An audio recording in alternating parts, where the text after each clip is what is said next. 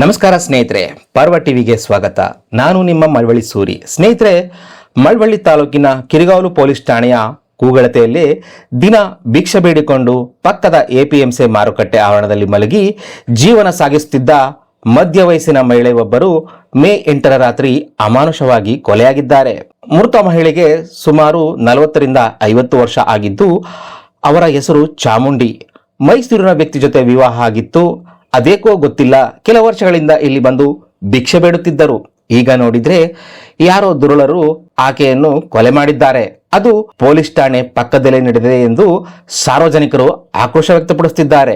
ಸ್ನೇಹಿತರೆ, ನಿಮಗೆ ನೆನಪಿರಬೇಕು, ಕಳೆದ ವರ್ಷ ಆಗಸ್ಟ್ 17ರ ರಾತ್ರಿ ಗಸ್ತು ಪೊಲೀಸರು ದೇವಾಲಯದ ಬಳಿ ಮಲಗಿ ಕನಸು ಕಾಣುತ್ತಿದ್ದ ಸಂದರ್ಭದಲ್ಲಿ ಚಿನ್ನದ ಅಂಗಡಿ ದರೋಡೆ ಮಾಡಲು ಬಂದಿದ್ದ ಕಿರಾತಕರು ಸದ್ದು ಕೇಳಿ ಎದ್ದು ಬಂದ ಪಕ್ಕದ ಹೋಟೆಲ್ ಮಾಲೀಕ ಮಾದಪ್ಪ ಎಂಬುವರನ್ನು ಕೊಲೆ ಮಾಡಿ ಪರಾರಿ ಹಾಕಿಬಿಟ್ರು. ಆ ಘಟನೆ ಮರೆಯುವ ಮುನ್ನವೇ ಕಿರಿಗಾವಲು ಪೊಲೀಸರು ಮತ್ತೊಂದು ಗಿಫ್ಟ್ ಕೊಟ್ಟಿದ್ದಾರೆ. ಕ್ಷಮಿಸಿ, ಕಿರಿಗಾವಲಿನ ಕಿರಾತಕರು ಗಿಫ್ಟ್ ಕೊಟ್ಟಿದ್ದಾರೆ. ಇದನ್ನ ಗಮನಿಸಿದ್ರೆ ಇಲ್ಲಿ ಯಾರು ದೊಡ್ಡವರು ಅನ್ನೋ ಅನುಮಾನ ಕಾಡ್ತಿದೆ.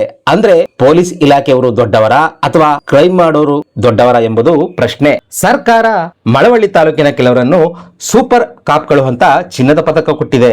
ಅದಕ್ಕೆ ನಮ್ಮದು ಹ್ಯಾಟ್ಸ್ ಆಫ್. ಆದ್ರೆ ಸಾರ್ವಜನಿಕರು ಈಗ ಮಾತಾಡುತ್ತಿರೋದು ಏನಂತಂದ್ರೆ, ಇಲ್ಲಿ ಸೂಪರ್ ಕಾಪ್ಗಳು ಕ್ರೈಮ್ ನಡೆಯುವುದನ್ನು ತಪ್ಪಿಸುವ ಬದಲಿಗೆ ನಡೆದ ಬಳಿಕ ಹೀರೋಯಿಸಂ ತೋರಿಸಿ ಪೋಸ್ಟ್ ಕೊಡ್ತಿದ್ದಾರೆ ಅಂತ.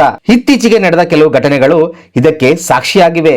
ಆ ಬಗ್ಗೆ ನಮ್ಮ ಪರ್ವ ಟಿವಿಯಲ್ಲಿ ವರದಿ ಮಾಡಿದ್ದೇವೆ, ಗಮನಿಸಿ. ಕಡೆದಾಗಿ ಹೇಳೋದಾದ್ರೆ, ಈ ಪೊಲೀಸರಿಗೆ ಲಂಚ ಸಿಗುವ ಸ್ಥಳ ಹೊರತುಪಡಿಸಿ ಉಳಿದ ಕೆಲಸವನ್ನು ವರ್ಕ್ ಫ್ರಮ್ ಹೋಮ್ ಮಾಡೋದು ಸೂಕ್ತ ಅನ್ಸುತ್ತೆ.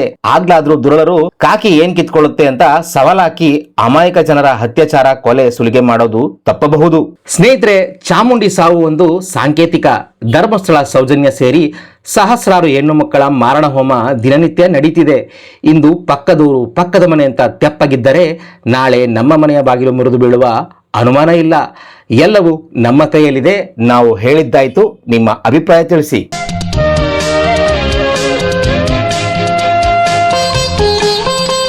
ನಮ್ಮ ಯೂಟ್ಯೂಬ್ ಚಾನೆಲ್ನ ಸಬ್ಸ್ಕ್ರೈಬ್ ಆಗಿ, ಲೈಕ್ ಮಾಡಿ, ಪಕ್ಕದಲ್ಲಿ ಕಾಣಿಸೋ ಬೆಲ್ ಐಕನ್ನ ಕ್ಲಿಕ್ ಮಾಡಿ.